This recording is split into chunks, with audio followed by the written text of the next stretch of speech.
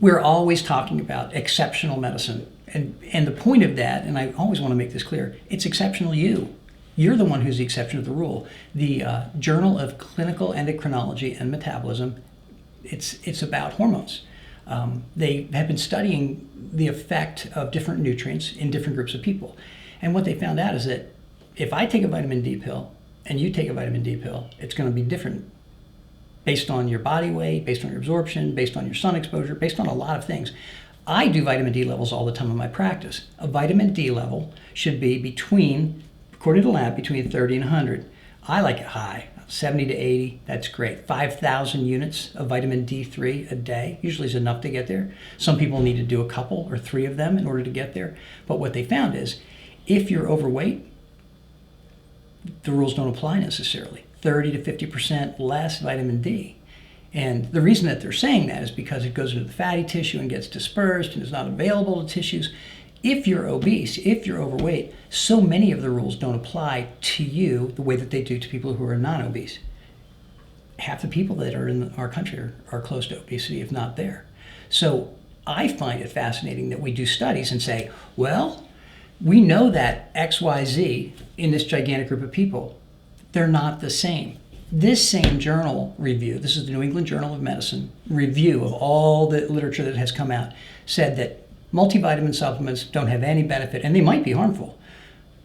Did they look at obese people?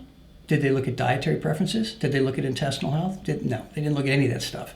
What they basically said was, in all of the people throwing a very cheap, low-quality multivitamin supplement at them, it didn't seem to have a benefit in terms of heart disease risk reduction. It doesn't mean anything to me, and it shouldn't mean anything to you, because we have direct evidence that vitamin D varies dramatically between person to person.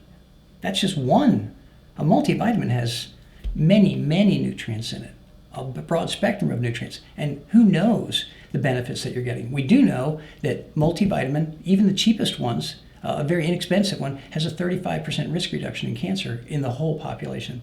So I think telling people not to take it's somewhat irresponsible. And we do know that every person to person, they're exceptional. You're exceptional. Taking good care of yourself is not listening to somebody's opinion about, well, what does everybody get out of it?